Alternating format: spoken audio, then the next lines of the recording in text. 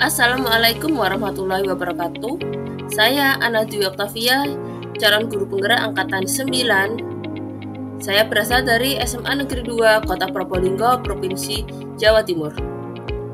Pada video ini saya akan memaparkan demonstrasi kontekstual modul 1.3 visi guru penggerak.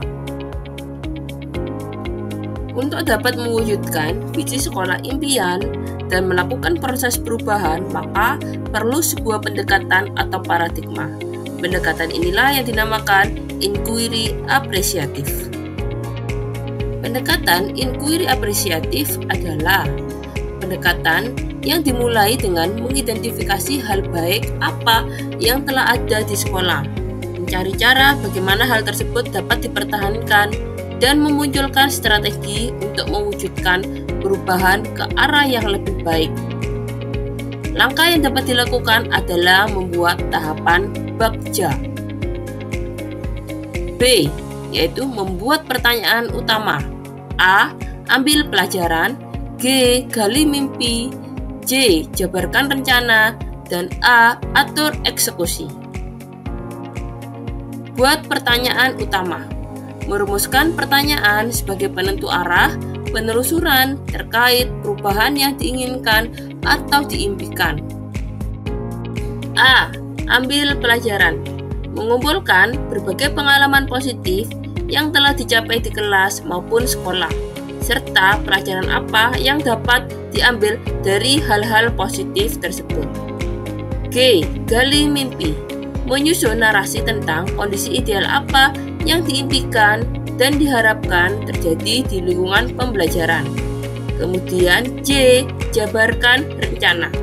Merumuskan rencana tindakan tentang hal-hal penting apa yang perlu dilakukan untuk mewujudkan visi.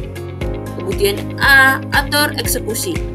Memutuskan langkah-langkah yang akan diambil, siapa yang akan diajak, dan pasti mau untuk terlibat. Bagaimana strateginya dan aksi lainnya demi mewujudkan visi perlahan-lahan.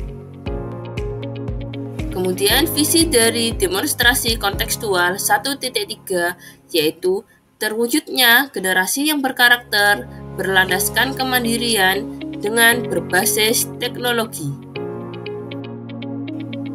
Aset dari visi guru penggerak pada demonstrasi kontekstual kali ini yaitu sarana dan prasarana, dukungan kepala sekolah dan seluruh warga sekolah, kemudian dukungan dari wali murid.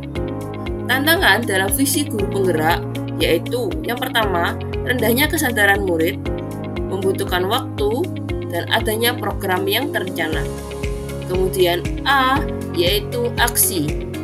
Aksi dalam visi ini yaitu merancang program, menentukan siapa yang terlibat dan melakukan pembiasaan. Kemudian P, pelajaran.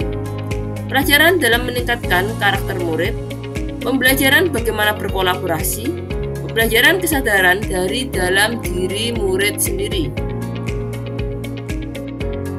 Prakarsa perubahan yang telah saya buat dalam demonstrasi kontekstual visi guru penggerak 1.3 yaitu meningkatkan kemampuan belajar mandiri melalui pemanfaatan teknologi pembelajaran.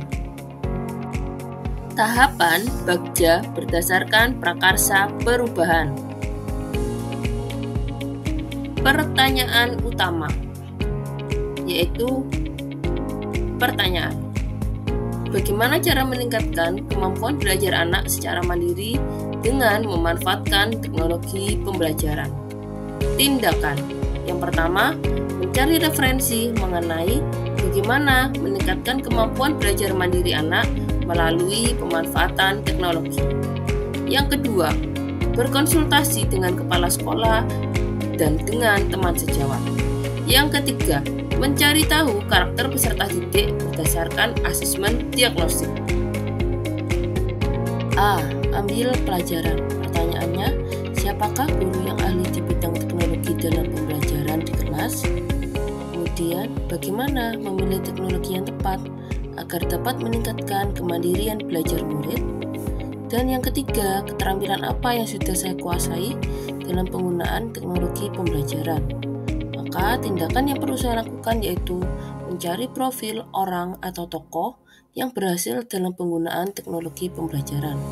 Kemudian mencari tahu dan mencatat bagaimana dia menggunakan teknologi pembelajaran. Kemudian G, gali mimpi. Pertanyaannya, bagaimana agar media pembelajaran yang telah saya gunakan tetap memberikan manfaat dalam pembelajaran? Kemudian yang kedua, bagaimana perasaan saya ketika media pembelajaran telah berhasil meningkatkan kemandirian belajar? Dan apa saja yang harus saya lakukan agar tetap mempertahankan kemandirian belajar murid? Maka tindakan yang harus saya lakukan, yang pertama, membuat lembaran observasi tentang dampak teknologi pembelajaran dengan kemandirian belajar murid, dan berkolaborasi dengan teman sejawat dan teman yang ahli dalam penggunaan media pembelajaran tersebut. Kemudian C, jabarkan rencana.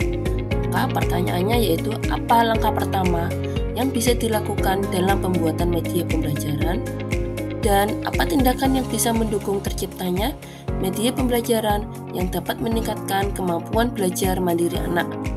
Kemudian, bagaimana cara menjaga keberlanjutan media pembelajaran agar selalu dapat meningkatkan kemampuan belajar mandiri anak. Maka tindakan yang harus saya lakukan yaitu 1. Membuat modul ajar, lembar latihan soal, dan instrumen penilaian yang tepat. Kemudian, mencari media pembelajaran berbasis teknologi yang sesuai dengan karakteristik murid. Yang ketiga, memberikan reward kepada murid yang kemampuan belajar mandirinya meningkat. Kemudian A, atur eksekusi.